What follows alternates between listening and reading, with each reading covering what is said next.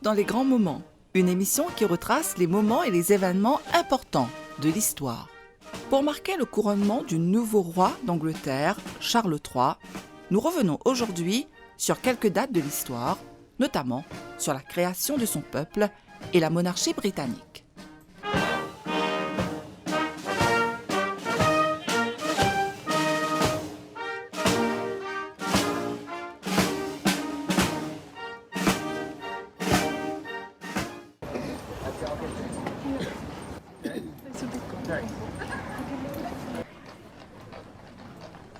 Les Saxons sont un peuple germanique qui prend possession des îles britanniques. Ils emmènent avec eux toute leur organisation politique et sociale, leur langue, l'anglais, mais aussi leur système monétaire. Ce sont eux qui nomment ces îles l'Angleterre, qui veut dire littéralement la terre des Angles. La Nouvelle-Angleterre est divisée en plusieurs royaumes conquérants, qui sont le Kent, la Northumbrie, la Mercie et le Wessex. Les guerres rythment le quotidien des Saxons. D'abord, les différents royaumes ne cessent de s'affronter pour régler de nombreuses querelles. Ensuite, ils doivent prendre les armes contre les Vikings qui pillent les côtes anglaises. En l'an 865, les Vikings lancent même une grande armée qui soumet tout le nord de l'Angleterre. C'est ainsi qu'en l'an 924, le roi de Wessex, le roi Aethelstan, réussit l'exploit d'unifier tous les royaumes saxons sous sa couronne et repousse les Vikings hors des îles britanniques. Aethelstan prend alors le titre de roi des Anglais. En l'an 1066, le débarquement de Guillaume Ier, le conquérant. Édouard, le confesseur, meurt en janvier de l'an 1066 sans descendance vivante. Sa couronne revient à son beau-frère Harold Godwinson. Mais en France, le duc de Normandie, Guillaume, revendique le trône. Qu'à cela ne tienne, il lève une armée et débarque en Angleterre en octobre 1066. La première révolution d'Angleterre. Jacques Ier est un roi qui rêve avant tout d'unir officiellement l'Angleterre et l'Écosse. Il se donne le titre de roi de Grande-Bretagne et d'Irlande. Sous son règne débutent les plantations en Irlande et la colonisation des Amériques. Populaire en Écosse, il a du mal à se faire entendre en Angleterre. Parlons maintenant de l'ère victorienne. Nous sommes en 1838. Cette année-là, la reine Victoria succède à son oncle Guillaume IV. Cette jeune souveraine de 18 ans incarne le renouveau de l'Angleterre après des années de discrédit sur la famille royale. Elle épouse 2 ans plus tard le prince Albert de Saxe-Cobourg-Gotha. Ensemble, ils incarnent toute une période de faste. Pendant son règne, le Royaume-Uni devient la première puissance mondiale, le plus grand empire colonial et ouvre la porte à une ère industrielle. Il s'agit de l'apogée de la puissance britannique. Victoria devient donc de son vivant un véritable symbole international. Nous sommes en 1910, George V est le nouveau roi. Son but est de faire de sa famille l'incarnation de la famille idéale de la Grande-Bretagne. Sous son règne, la dévotion du peuple envers le souverain est portée à son paroxysme. Mais en 1914, la Première Guerre mondiale éclate.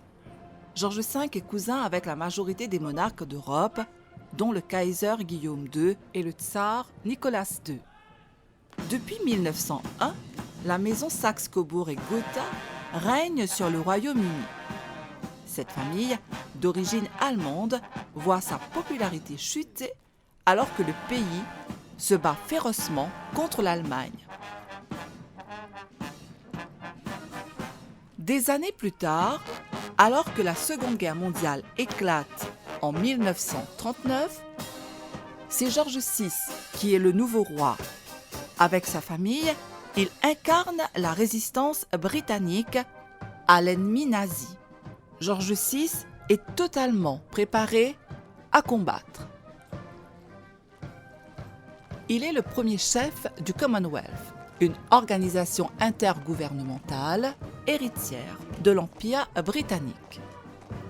Le roi a cependant une santé fragile. Le tabagisme et le stress pendant la période de guerre ont eu raison de sa vie. Il rend son dernier souffle en 1952 et laisse son trône à sa jeune fille de 25 ans, Élisabeth. À l'instar de l'ère victorienne, Élisabeth II ouvre une nouvelle période pour l'Angleterre. Sous son règne, la plupart de ses anciennes colonies adhèrent au Commonwealth qui monte en puissance.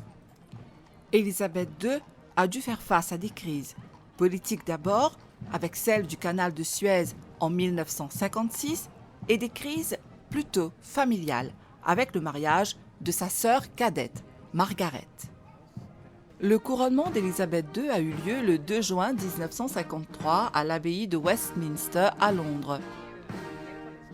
Élisabeth II prit le trône à l'âge de 25 ans à la mort de son père, George VI, le 6 février 1952, proclamée reine par ses conseils privés et exécutifs peu de temps après.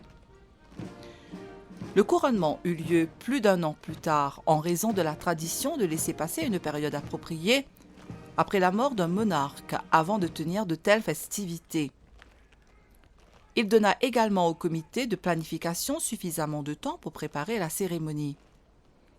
Pendant le service, Élisabeth II prêta serment, fut ointe de l'huile sacrée, investie de robes et de tenues de cérémonie et couronnée reine du Royaume-Uni, du Canada, de l'Australie, de la Nouvelle-Zélande, de l'Afrique du Sud, du Pakistan et du Sri Lanka.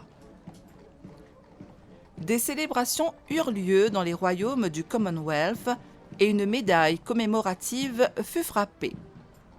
Ce fut le premier couronnement britannique à être entièrement télévisé, les caméras n'ayant pas été autorisées à l'intérieur de l'abbaye pendant le couronnement de son père en 1937. Celui d'Élisabeth II fut le quatrième et dernier couronnement britannique du XXe siècle. Il fut estimé à 1,5 million de livres sterling.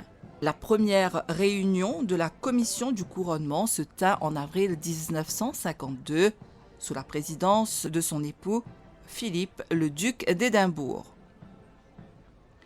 D'autres comités furent également formés comme le comité mixte du couronnement et le comité exécutif du couronnement, tous deux présidés par le duc de Norfolk qui par convention, en tant que comte maréchal, avait la responsabilité globale de l'événement. Élisabeth fut reine du Royaume-Uni, de Grande-Bretagne et d'Irlande du Nord et des autres royaumes du Commonwealth du 6 février 1952 jusqu'à sa mort, le 8 septembre dernier. Autre date à retenir dans la monarchie britannique, intronisée sous le nom de Charles III, fils aîné de la reine Élisabeth II et du prince Philippe, duc d'Édimbourg, Charles est prince de Galles de 1958 à 2022. Titre traditionnellement accordé au fils aîné du monarque régnant ou à son petit-fils. Il est le prince de Galles ayant conservé le plus longtemps ce titre. Le 9 avril 2021, à la mort de son père, il devint duc d'Édimbourg. En 1981, il épouse Lady Diana Spencer, avec qui il a deux fils, William et Harry. Et en secondes noces, en 2005, Charles épouse Camilla. Il est le roi du Royaume-Uni, de Grande-Bretagne, de l'Irlande du Nord, ainsi que de 14 autres États souverains appelés royaumes du Commonwealth, mais aussi de leurs territoires et dépendances depuis le 8 septembre 2022. En tant que monarque du Royaume-Uni, il est de droit gouverneur suprême de l'Église d'Angleterre et par tradition chef du Commonwealth. Le couronnement du nouveau roi d'Angleterre se tient le 6 mai 2023.